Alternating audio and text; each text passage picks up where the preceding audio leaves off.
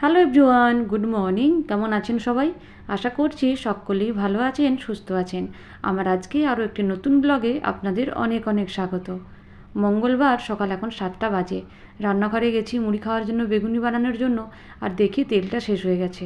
তাহলে তেল ঢালতে হবে, তো সেই জন্য আগে ভাবলাম যে তেলের জায়গাটা একটুখানি পরিষ্কার করে নিই। সারা মাস এই জায়গাটাতে তেল ছিল, আর ওপরে প্রচুর তেলের জন্য চটচটে হয়ে গেছে, আর তার ওপরে ছোট ছোট মশা পড়ে চিটিয়ে গেছে, ভীষণভাবে নোংরা দেখাচ্ছিল। সেই জন্য ভাবলাম একটুখানি পরিষ্কার করে নিই। প্রথমে রান্নাঘরে পরিষ্কার করছিলাম, কিন্তু রান্নাঘরের ঠান্ডা জলে ভালো পরিষ্কার হচ্ছিল না। তারপর গ্যাসে একটুখানি গরম জল করে তার মধ্যে সাবান গুঁড়ি দিয়ে পরিষ্কার করে নিলাম। তবে এর ভেতরে জল ঢোকায়নি, উপরটাই ভালো করে পরিষ্কার করে নিলাম। ভেতরে জল দিলে ভেতরটা এখন শুকনো হবে না, তো তখন তেলটা ঢালতে পাবো না। তো সেই জন্য বাইরেটা পরিষ্কার করে নিয়ে আর এটা এখন রোদে দিয়ে দিয়েছিলাম। চলে এসেছি এই ঘরটাতে, ঝাঁট দেবো বলে মাসকাবাড়ির মালগুলো একটুখানি সরিয়ে নিচ্ছি। কালকে তো অনেক কিছু বাজার করা হয়েছে, এই বাজারগুলো সবই কালকে করা হয়েছে। দাদা মুনি দিতে এসেছিলো, ওখানের জিনিসগুলো সব দাদা নিয়ে গেছে, আর আমাদের এখানেরগুলো এখানে রাখা আছে, এখনও অবধি ঢোকানো হয়নি। যে যার জায়গায় করা হবে কিছুক্ষণ পর, তবে সেই কাজটি মাই করে থাকেন।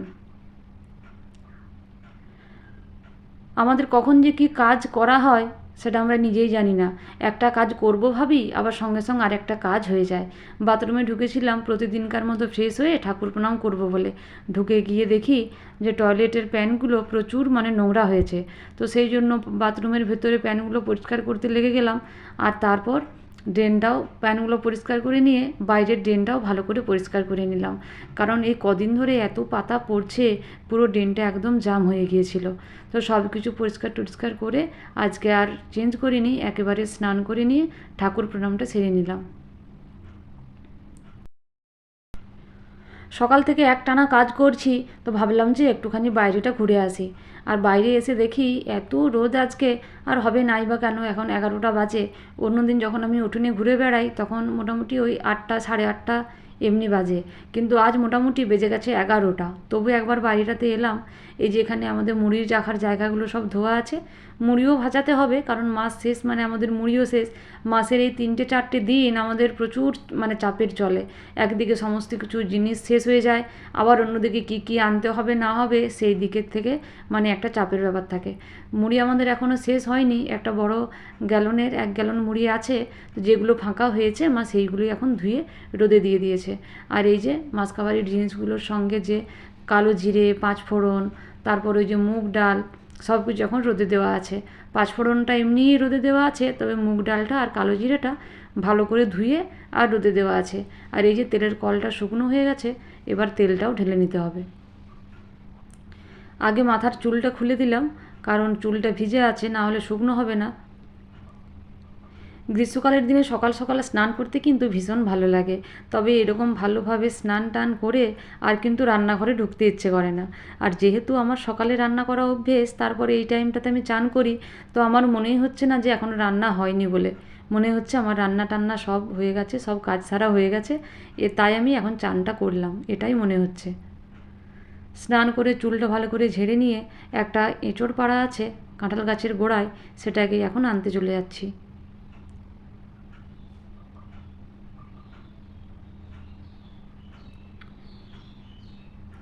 যখনই আমরা এঁচোড় কাটি, এঁচোড়টা কেটে নিয়ে সঙ্গে সঙ্গে ভালো করে ধুয়ে নিই। সেই জন্য চলে এসেছি এখন কলতলায়।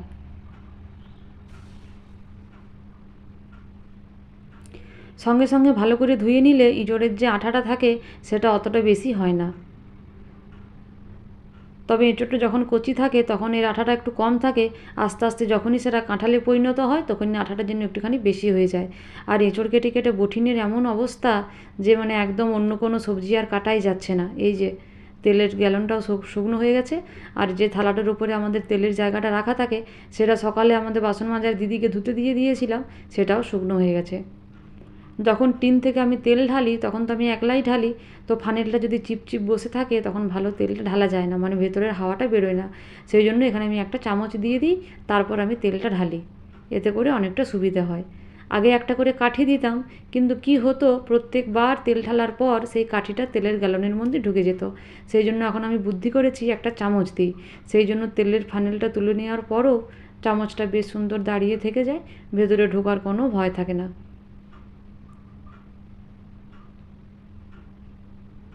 তেল ঢালা হয়ে গেছে, ব্যাস এখন একটা মাসের জন্য নিশ্চিন্তি। তবে প্রতিবার যে 1 মাস যায় তা নয়, ওই 27 দিন 28 দিন এরকমও যায় কোনো কোনো সময়। তবে এই গত মাসটাই কিন্তু 1 মাস গিয়েছিল।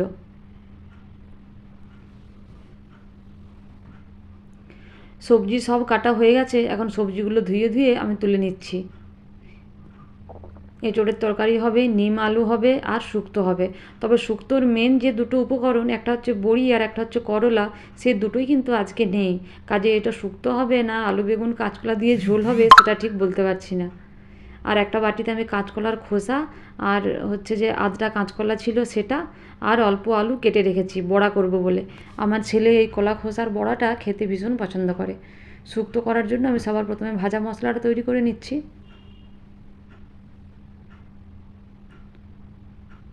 পোস্ত নিলাম, একটু গোটা সর্ষে নিলাম, আর নিলাম অল্প রাঁধুনি আর একটা শুকনো লঙ্কা। তারপর পাঁচফোড়নটা দিতে ভুলে গিয়েছিলাম, এখন দিয়ে দিচ্ছি পাঁচফোড়নটা। এবার এগুলো সব ভালো করে একটু ভেজে নেব।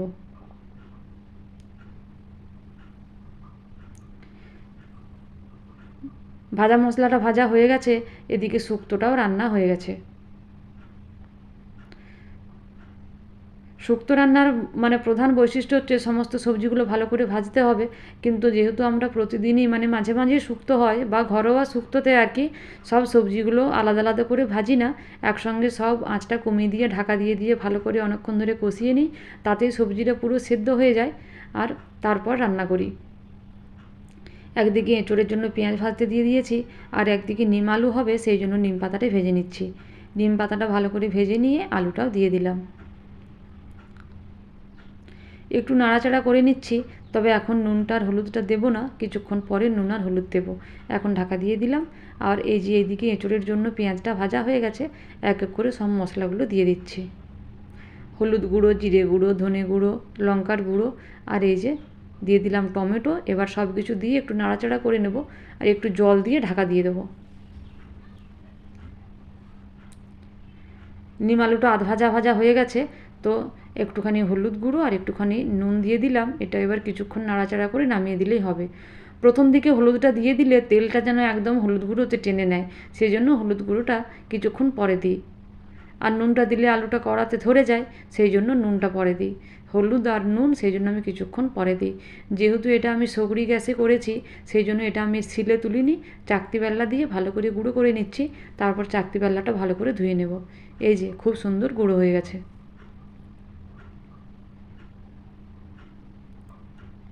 এই গুঁড়োটা এবার আমি শুক্তোর মধ্যে ছড়িয়ে দেব। এই ভাজা মশলাটা শুক্তোর মধ্যে দিলে শুক্তোর স্বাদটা যেন দ্বিগুণ হয়ে যায়।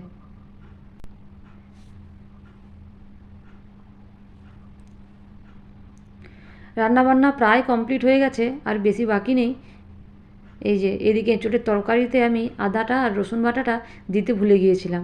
যখনই আমি সব মশলাগুলো দিচ্ছিলাম তখনই আমার মনে হচ্ছিল যে কিছু যেন একটা ভুল হচ্ছে।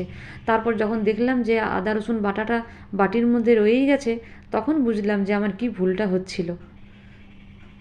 সব মশলাগুলো দিয়ে ভালো করে এঁচোড়টাও দিয়ে দিলাম, তারপর কষিয়ে নিলাম। তারপর একটুখানি জল দিয়ে মাখা মাখা তরকারিটা করে নিলাম। ব্যাস, দুপুরের রান্না কমপ্লিট। খাওয়া দাওয়া করে ছেলে মেয়েকে একটুখানি পড়তে বসিয়েছি। আজকে আর শোয়াশুয়ি কিছু করিনি। ছেলে মেয়ের কালকে পরীক্ষা, আর ছেলের আছে বিকেলবেলা টিউশনি। ছেলের বিকেলবেলা টিউশনির পড়া হয়নি, সেই জন্য ওকে এখন পড়াটা করিয়ে দেওয়ার জন্য বসেছি। তারপর ওর বাবা বললো একটা শশা কেটে নিয়ে আসতে, সেই জন্য একটা শশা কেটে নিয়ে এসে সবাইকে একটা একটা করে দিলাম।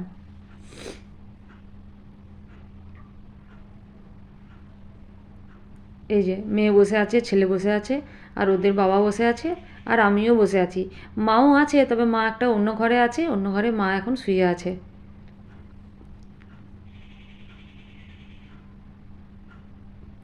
সবার সঙ্গে আমিও একটা পিস শশা খেয়ে নিলাম। গ্রীষ্মকালের দিনে এরকম বিট নুন আর লঙ্কার গুঁড়ো দিয়ে শশা খেতে কিন্তু বেশ ভালো লাগে। এখন বেজে গেছে 5:30, ছেলে মেয়েদের পড়ার ছুটি হয়ে গেছে। আর ওর বাবা আমাকে মটর ভেজাতে বলেছিল, কিন্তু আমি ভেজাতে ভুলে গেছি। এই যে এখন বিকেলবেলা একটুখানি গরম জল করে আর মটরটা ভিজিয়ে দিচ্ছি।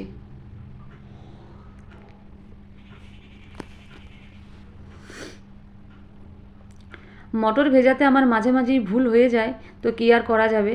বাবা নেই বলে ভিজিয়ে দিলাম, বাবা থাকলে কিন্তু এটা আর ভিজতো না, কারণ বাবা একটু তাড়াতাড়ি খাবার খায়।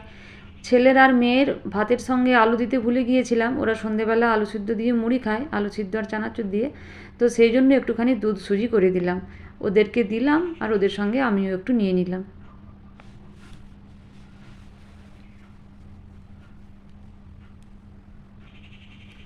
দুধ সুজিটা খেতে আমার ছেলে মেয়েও খুব পছন্দ করে আর আমিও পছন্দ করি।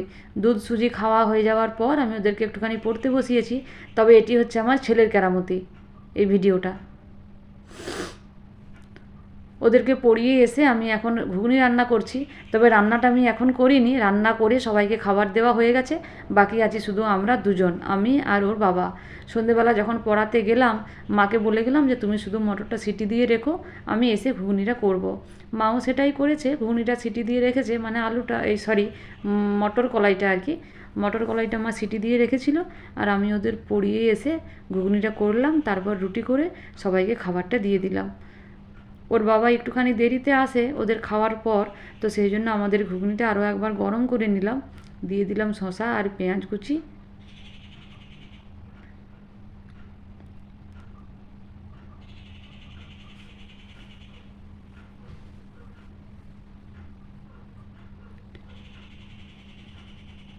আর দিয়ে দিচ্ছি কাঁচা লঙ্কা কুচি, আর দিয়ে দিলাম সস। পাতিলেবু আমি আগেই দিয়ে দিয়েছি, যখন কড়াইতে ছিল একজন একজন করে পাতিলেবু দিলে লেবুটা অনেকটা লেগে যায়, তো সেই জন্য আমি সবার সঙ্গে মানে সবটা যখন একসঙ্গে ছিল তখনই আমি লেবুটা দিয়ে দিয়েছি। ব্যাস একটু বিট নুন দিয়ে আর খেয়ে নিলাম আমরা। এখন বাজে রাত্রি 11:30। মেয়েকে আবার একটুখানি পড়তে বসিয়েছি, কালকে ওর বাংলা আর ইংরেজি দুটো পরীক্ষা আছে, কিন্তু মেয়ের প্রচণ্ডভাবে ঘুম পেয়েছে, ও ঘুমিয়ে গেছে। ঠিক আছে, তো ওকেও আমি পড়া ছুটি দিয়ে দিলাম, আর ভিডিওটাও আমি আজকের মতো এখানেই শেষ করলাম। সকলেই ভালো থাকবেন, সুস্থ থাকবেন, সাবধানে থাকবেন। দেখা হবে খুব শীঘ্রই পরের আর একটা ভিডিওতে। ততক্ষণের জন্য টাটা।